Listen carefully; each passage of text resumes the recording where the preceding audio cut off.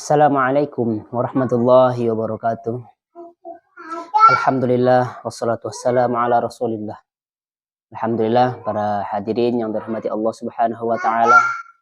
Pada kesempatan ini kita akan lanjutkan pembahasan kita, yaitu masih membahas tentang zakat fitrah, di mana pembahasan sebagian pembahasan kita sudah bahas pada pertemuan sebelumnya. Nah, sekarang kita akan bahas lebih lanjut dari hal zakat fitrah ini. Namun lebih baiknya kita ulas sedikit tentang zakat fitrah ini ya. Kita akan membahas beberapa poin nantinya, termasuk pengertian zakat fitrah, hikmah, ukuran, orang yang berhak menerima zakat, cara membayar zakat fitrah, kedudukan zakat fitrah. Lalu kemudian kita fokus ke pembahasan perbedaan amil dan panitia zakat. Nah, insya Allah kita akan bahas di video ini. Yang pertama, ya, pengertian zakat fitrah. Zakat fitrah adalah zakat yang diwajibkan karena telah selesai waktu bulan Ramadan. Jadi wajib kita tunaikan, ya, baik itu dari dia baru lahir, anak kecil, remaja, dewasa, sudah tua, maka mereka ini wajib mengeluarkan zakat fitrah. Oleh karenanya ya, zakat fitrah ini dikategorikan sebagai zakat badan. Beda halnya dengan zakat mal. Jadi kita harus bedakan antara zakat fitrah dengan zakat mal. Dari Ibnu Umar, Rasulullah mewajibkan zakat fitrah seukuran 1 sok kurma atau 1 sok gandum. Yang penting mah makanan pokok weh. Nah, terhadap hamba sahaya dan orang merdeka, laki-laki maupun perempuan, tua maupun muda, dari kalangan kaum muslimin, gitu ya. Dan beliau memerintahkan agar zakat fitrah diserahkan sebelum orang-orang berangkat untuk melakukan sholat id. Nah, itu dia ya definisi zakat fitrah. Hadis ini diriwayatkan oleh Imam Bukhari. Yang kedua, apa hikmah di balik zakat fitrah? Hikmahnya yaitu Rasulullah SAW mewajibkan zakat fitrah sebagai pembersih bagi orang yang berpuasa dari perbuatan-perbuatan yang tidak bermanfaat atau dari ucapan-ucapan yang sia-sia atau dari perkataan yang tidak baik. Serta sebagai makanan bagi orang miskin. Ini sebenarnya akan jadi pembahasan fokus kita nanti ya. Apakah zakat fitrah ini dibagikan kepada yang 8 asnaf atau hanya diberikan kepada orang miskin saja. Insya Allah pada pembahasan selanjutnya kita akan bahas. Ya. Siapa yang menunaikannya sebelum sholat id, maka terhitung sebagai zakat fitrah. Akan tetapi, barang siapa yang menunaikannya setelah sholat id, maka zakatnya tersebut hanya menjadi sedekah biasa saja. Hadis ini diriwayatkan oleh Abu Daud dan Ibnu Majah. Yang ketiga, ukuran zakat fitrah. Ukuran zakat fitrah sesuai dengan yang ada di hadis yaitu 1 sok kurma, ya, atau gandum dan sejenisnya. 1 sok itu sama dengan 4 mud. 4 mud ya. Sedangkan 1 mudnya itu 1 raupan kedua telapak tangan orang dewasa. Ini teh sampai penuh pokoknya mah. Itu teh 1 sok. Kalau misalkan kita konversi dan dinilai dengan beras sekarang ini, sudah banyak para peneliti, ya, para pakar, mereka mengkonversinya menjadi kilogram, sehingga dapat disimpulkan bahwa ada yang mengatakan 2,4, ada yang mengatakan 2,5, ada yang mengatakan 2,7, ada yang mau cari aman yaitu jumlahnya 3 kilogram. Yang penting mereka sudah berijtihad dan melakukan penelitian. Oleh karenanya dalam hal ini kita ambil saja pendapat yang cari aman. 2,5 atau 7 atau 3 silahkan. Itu ya. Kita lanjut pembahasannya, yaitu orang yang berhak menerima zakat fitrah. Ini yang penting sekali ya. Supaya kita bisa membedakan antara zakat fitrah dengan zakat mal. Yang pertama dari riwayat Ibnu Abbas bahwa zakat fitrah hanya boleh dibagikan kepada fakir miskin. Itu yang pertama. Yang kedua, menurut Syekh Albani berkata bahwa yang berhak menerima zakat fitrah hanya orang miskin saja. Sedangkan pada surat At-Taubah ya, ayat 6 tersebut yang dimaksudkan di situ adalah zakat mal, bukan zakat fitrah. Sedangkan zakat fitrah dikhususkan ya, dibagikan kepada orang miskin. Ini sebenarnya harus kita garis bawahi. Sebab kita lihat ya di masjid-masjid ketika mereka membagikan zakat fitrah tersebut, mereka digolongkan ya, orang-orang yang dapat zakat fitrah itu adalah sabilillah, katanya gorimin, dan lain sebagainya. Yang 8 asnaf itu dibagikan oleh mereka. Padahal zakat fitrah ini pendapat jumhur adalah hanya boleh dibagikan kepada orang miskin saja. Gitu ya. Pendapat selanjutnya ya, pendapat Syekhul Islam Ibnu Taimiyah ya, berkata bahwa zakat fitrah hanya untuk fakir dan miskin. Selanjutnya pendapat Imam Asy-Syaukani ya, beliau juga berpendapat demikian sesuai dengan tadi yang sudah saya sebutkan. Menurut Syekh Albani, menurut Ibnu Abbas, menurut Ibnu Taimiyah. Begitupun juga pendapat Imam Asy-Syaukani. Selanjutnya pendapat Ibnu Qayyim. Ya, beliau berkata dalam kitab Zadul Ma'ad bahwa di antara petunjuk Rasulullah SAW adalah mengkhususkan orang miskin dalam pembagian zakat fitrah ini. Dikhususkan. Untuk zakat fitrah dikhususkan diberikan kepada orang miskin. Bukan sabilillah, bukan orang yang terlilit hutang, ya, dan lain sebagainya. Orang dalam perjalanan, ya, gitu. Kan tetapi khusus untuk zakat fitrah, kata Ibnu Qayyim, hanya untuk orang miskin saja. Kita ke pembahasan selanjutnya yang kelima. Nah, ini sebenarnya sudah dibahas ya pada video sebelumnya, namun tidak mengapa untuk memperkuat saja. Nah, supaya kita tidak lupa. Cara mengeluarkan zakat fitrah. Sudah dijelaskan juga sebelumnya bahwa Imam Malik, Imam Syafi'i, Imam Ahmad bin Hambal mengatakan bahwa tidak sah bagi orang yang mengeluarkan zakat fitrah berupa uang walaupun dengan seharga makanan pokok. Tidak sah ya. Imam Nawawi juga berpendapat bahwa menurut mayoritas ahli fikih bahwa tidak sah sama sekali mengeluarkan zakat fitrah dengan uang yang senilai dengan makanan pokok.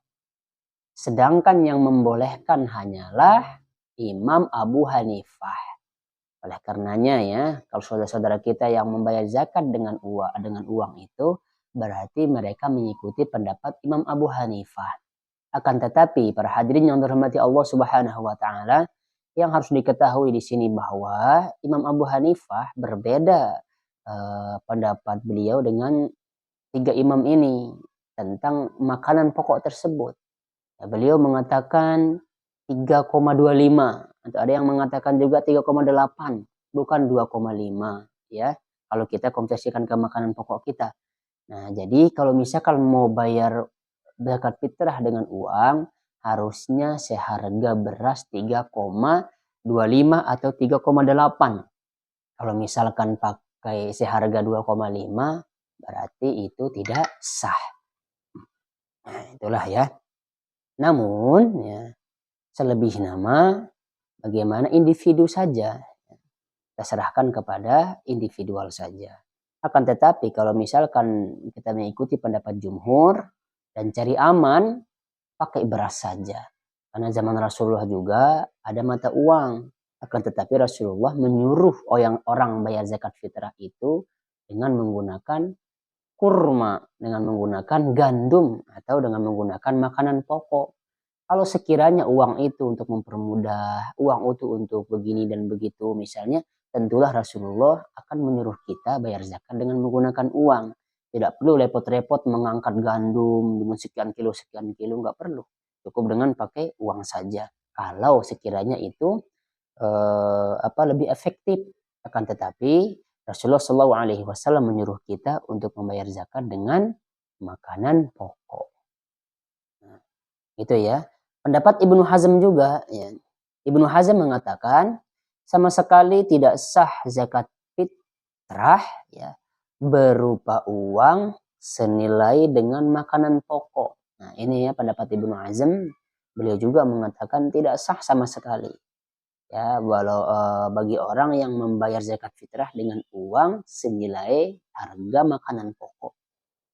Sudah banyak sekali pendapat ya yang tidak membolehkan, yang mengatakan tidak sah bagi orang yang bayar zakat fitrah dengan menggunakan uang. Maka kita cari aman saja, cukup kita pakai beras. Kedudukan zakat fitrah. Kedudukan zakat fitrah sama dengan kifarat atau kafarat ya, dalam sumpah. Kasus pembunuhan, ya, bersetubuh pada bulan Ramadan, dan pada ibadah haji, ya. Karena yang menjadi penyebab di sini adalah badan. Jadi zakat fitrah adalah zakat badan. Oleh karenanya ya, kita harus bedakan dengan zakat mal. Zakat mal, nah, yang berhak menerima zakat mal tersebut adalah yang 8 asnaf yang disebutkan dalam Al-Quran surah At-Taubah tersebut. Akan tetapi kalau misalkan zakat fitrah hanya didistribusikan, hanya boleh diberikan kepada orang miskin. Sekali lagi ya, zakat fitrah ini adalah zakat badan, bukan zakat harta. Ya. Kita lanjut kepada pembahasan yang keenam, yaitu perbedaan amil zakat dengan panitia zakat. Ini juga sudah kita bahas ya, akan tetapi insya Allah kita bahas secara rinci. Sekarang. Pertama, menurut Imam Al-Qurtubi dalam tafsir beliau tentunya, tafsir Al-Qurtubi, beliau menjelaskan bahwa amil zakat itu adalah orang yang diangkat atau dipekerjakan, kemudian ditunjuk dan disetujui oleh pemimpin untuk mengambil dan mendistribusikannya kepada mustahik. Ya, itu yang pertama menurut pendapat Imam Al-Qurtubi. Kata kuncinya adalah orang yang disahkan, orang yang ditunjuk, dipekerjakan untuk mengambil dan mengelola zakat. Itu ya. Kata kunci dari amil ini adalah, sekali lagi, kata kunci dari amil ini adalah yang pertama adanya pengangkatan. Itu yang pertama. Kalau ngangkat diri sendiri itu bukan amil, itu namanya relawan. Itu namanya tempat penitipan atau panitia zakat lah kita sebutnya sekarang ini. Kalau dia mengangkat diri sendiri, itu jadi perwakilan. Kita ulang ya, kata kunci dari amil adalah yang pertama adanya pengangkatan oleh pemerintah ya.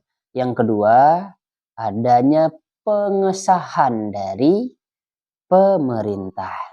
Yang pertama ada pengangkatan, yang kedua adalah adanya pengesahan atau adanya SK gitu. Itu kata kuncinya mah. Jadi tidak bisa mengangkat diri sendiri. Nah, dan termasuk yang salah di sini adalah diangkat oleh takmir masjid, diangkat oleh DKM. Nah, ini yang kekeliruan juga yang terjadi di masyarakat. Padahal yang berhak mengangkat mereka itu adalah pemerintah. Lalu kemudian mereka diberikan SK untuk mengatur, mengelola, mendistribusikan dan lain sebagainya. Itulah namanya amil. Sedangkan yang terjadi di masyarakat ini, mereka tidak disahkan oleh pemerintah. Lalu kemudian mengangkat sendiri. Itu namanya panitia zakat, relawan. Nanti kita bahas lebih lanjut ya. Berdasarkan undang-undang, atau kita beranjak dulu kepada fatwa MUI tentang amil zakat. MUI ya menjelaskan bahwa amil adalah seseorang atau kelompok yang diangkat oleh pemimpin. Kembali lagi ya, seseorang atau kelompok yang diangkat oleh pemerintah untuk mengelola pelaksanaan ibadah zakat. Nah, atau seorang kelompok yang dibentuk oleh masyarakat dengan syarat disahkan oleh pemerintah. Itu aja sebenarnya namanya. Ditunjuk, kemudian disahkan oleh pemerintah, diberikan SK. Nah, ini redaksinya sama ya, dengan penjelasan Imam Al-Qurtubi dan imam-imam yang lain. Berdasarkan Undang-Undang Nomor 24 Tahun 2011 tentang pengelolaan zakat dan PP Nomor 14 Tahun 2014 tentang peraturan pemerintah tentang zakat, bahwa amil itu diambilnya ada dua. Yang pertama adalah BAZ atau Badan Amil Zakat. Yang kedua adalah LAZ, LAZ, Lembaga Amil Zakat. Nah, ini dia sebenarnya mah kalau di Indonesia yang sah itu menjadi amil itu ya ini, ada BAZ, ada LAZ. Sedangkan kalau orang yang tidak menginduk di bawahnya ini bukan amil zakat, maka mereka tidak berhak menerima zakat kecuali dia miskin. Akan tetapi kalau amil, mereka berhak menerima zakat, dia juga menerima gaji. Walaupun status sosialnya itu dia kaya, dia berhak mendapatkan zakat tersebut. Beda dengan panitia zakat. Panitia zakat tidak berhak menerima kalau dia kaya. Akan tetapi kalau misalkan statusnya dia itu miskin, maka dia berhak menerima zakat fitrah. Mudah-mudahan ini dapat dipahami. Nah, sedangkan Basnas memberikan definisi tentang amil, yaitu sekelompok atau seseorang yang diberi wewenang oleh pemerintah, baik pemerintah pusat ataupun daerah, untuk kemudian mengelola zakat. Nah, itu sebenarnya inti nama, mereka ditunjuk, lalu kemudian mereka diberikan SK oleh pemerintah. Nah, ini sudah jelas ya. Oleh karena itu, ya para hadirin yang dirahmati Allah Subhanahu wa taala, harus dibedakan bahwa amil dengan panitia zakat. Perbedaan yang signifikan adalah amil itu diutus oleh pemerintah dan dia mendapatkan dia mendapatkan zakat fitrah, boleh mendapatkan zakat fitrah, sedangkan panitia tidak boleh mendapatkan zakat fitrah kecuali dia miskin. Amil boleh mencampur zakat fitrah tersebut, beras-beras itu, sedangkan panitia zakat tidak boleh mencampur karena dia tidak amanah, termasuk tidak amanah. Sebab orang yang membayar zakat fitrah kepada amil itu sudah sah. Akan tetapi orang yang membayar zakat fitrah kepada panitia, kepada relawan, itu belum tentu nyampe kepada mustahik. Belum tentu juga zakat fitrahnya itu sah apabila panitianya ini tidak amanah. Akan tetapi kalau misalkan kita serahkan kepada amil, itu sudah sah. Walaupun amil sendiri langsung memberikan kepada kita begitu ya, itu sudah sah. Akan tetapi kalau panitia memberikan kepada kita balik zakat fitrah kita itu tidak sah. Oleh karenanya kepada panitia seharusnya tidak boleh mencampur zakat fitrah ya muzaki. Tidak boleh dicampur ya. Berasnya juga tidak boleh dicampur. Itu kita tidak amanah. Karena orang itu statusnya nitip ke kita, lalu kemudian kita menjadi perwakilan, harusnya titipan tersebut kita jaga dengan baik, kita amanah. Kalau tidak amanah, pertama zakat orang bisa jadi tidak sah, yang kedua kita mendapatkan dosanya. Begitu ya. Selanjutnya kita bahas tentang pertanyaan seputar zakat fitrah. Bagaimana caranya supaya panitia zakat bisa menjadi amil zakat? Caranya sederhana, sangat gampang ya.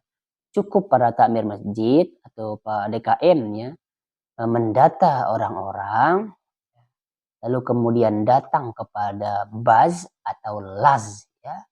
Kemudian dibuatkan surat keterangan di sana supaya untuk dibuatkan SK dan UPZ, unit pengumpulan zakat. Nah, terserah nanti nginduknya di mana, apakah di baz atau di las. Yang penting mah pemerintah yang sah lah ya, SK yang sah itu di baz atau di las. Terserah nginduknya mah di mana, yang penting para panitia ini, Pak DKM mendata, membuat surat pernyataan untuk dibuatkan SK, lalu kemudian dibuatkan UPZ, unit pengumpulan zakat. Maka kalau sudah dibentuk demikian, mereka berhak mengelola zakat. Nah, itu cari aman saja ya, gampang sebenarnya mah. Banyak sekarang mah bas sudah ada, las juga sudah dekat ya. Gampang diaksesnya. Tinggal kitanya apakah mau mendata dan menerima SK atau tidak. Kalau kita tidak mau menerima SK, tidak mendapatkan SK, berarti kita bukan amil dan tidak berhak mencampur aduk atau tidak berhak menerima zakat kalau dia kaya. Itu ya. Apakah boleh zakat fitrah dicampur menjadi satu oleh panitia zakat? Nah, ini yang yang sering terjadi di masyarakat. Panitia zakat ini ya, kalau mereka bukan amil tidak boleh dicampur. Dalam kitab Al-Um juga bahwa Imam Syafi'i menjelaskan bahwa kalau zakat sudah wajib bagimu, kata beliau, maka tidak boleh zakat itu ada yang kembali kepadamu. Nah, sedangkan jika kita serahkan kepada amin, maka boleh dicampur. Kemudian boleh diterima kembali oleh orang yang membayar zakat tadi. Itu dia ya pendapat beliau. Amil ini boleh mencampur zakat. Karena orang membayar zakat kepada amil itu sudah sah. Sedangkan untuk panitia zakat itu tidak boleh mencampur zakat orang. Nah, tidak boleh dicampur. Bisa jadi itu tidak sah. Oleh karenanya ya, kalau misalkan kejadiannya seperti itu, Imam Nawawi mengatakan membayar atau memberikan langsung kepada orang miskin itu lebih utama. Contoh ya, saya mau bayar zakat, saya langsung berikan kepada orang miskin itu lebih utama daripada kita titipkan kepada panitia zakat. Sebab kalau kita titipkan kepada panitia, itu bisa jadi nanti kalau pendistribusiannya keliru, maka zakat kita tidak sah. Lalu kemudian panitia juga jadinya tidak amanah. Begitu ya. Selanjutnya, mana yang lebih utama? Ini yang keempat, pertanyaan keempat. Bolehkah panitia zakat mengambil biaya operasional dari zakat fitrah? Jawabannya adalah tidak boleh. Karena itu dia tadi ya, statusnya panitia itu bukan amil, relawan.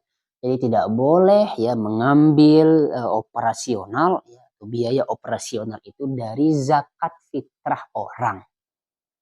Akan tetapi dia harus mengambil operasional dari orang yang membayar zakat fitrah tersebut. Artinya orang yang membayar zakat fitrah ini harus memberikan uang operasional untuk panitia zakat, sehingga zakat fitrahnya ini tidak diotak-atik. Zakat fitrahnya ini tidak digunakan untuk menjadi biaya operasional. Sedangkan untuk amil boleh menggunakan zakat fitrah tersebut sebagai biaya operasional. Bedakan dengan panitia. Panitia tidak boleh menjadikannya untuk biaya operasional ya. Kalau misalkan Anda sudah diutus jadi amil, sudah disahkan, dan Anda dapat SK, maka Anda boleh untuk menjadikan zakat fitrah itu sebagiannya sebagai biaya operasional. Sekali lagi ya, tidak boleh menjadikan zakat fitrah itu sebagai biaya operasional untuk khususnya ya panitia zakat. Sedangkan untuk amil zakat, mereka boleh menjadikan zakat fitrah sebagiannya sebagai biaya operasional. Mudah-mudahan itu dapat dipahami. Mana yang lebih utama, kita menitipkan zakat fitrah atau kita salurkan sendiri? Kita ambil dari pendapat Imam Nawawi. Imam Nawawi mengatakan menyerahkan sendiri itu lebih utama dibandingkan kita titip kepada panitia zakat. Ya, karena kita tahu sendiri, kita langsung serahkan kepada orang miskin, ini zakat fitrah saya, udah langsung sah. Akan tetapi kalau misalkan kita serahkan kepada panitia zakat, yang belum tentu pendistribusiannya itu benar sesuai syariat, jadi kita cari aman saja. Akan tetapi kata beliau, apabila diserahkan kepada amil itu lebih baik dan lebih afdol. Karena menyerahkannya kepada amil saja itu sudah sah. Lalu kemudian apabila amil ini langsung mengembalikannya kepada kita zakat fitrah itu, karena amil ini menganggap bahwa kita berhak untuk mendapatkan zakat fitrah, maka itu sah saja. Zakat fitrah kita ini balik kepada kita. Itu tidak mengapa. Sedangkan kalau yang memberikan itu adalah panitia, maka itu tidak sah. Karena dia bukan amil. Nah, begitu ya. Bolehkah membayar zakat fitrah satu keluarga kepada satu orang fakir miskin? Ini juga sudah kita bahas. Ya. Mudah-mudahan ini dapat dipahami. Insya Allah kalau misalkan ada pertanyaan lagi, kita jawab. Mudah-mudahan ini ada manfaatnya. Subhanakallahumma wa bihamdika asyhadu an la ilaha illa anta astaghfiruka wa atubu ilaik. Assalamualaikum warahmatullahi wabarakatuh.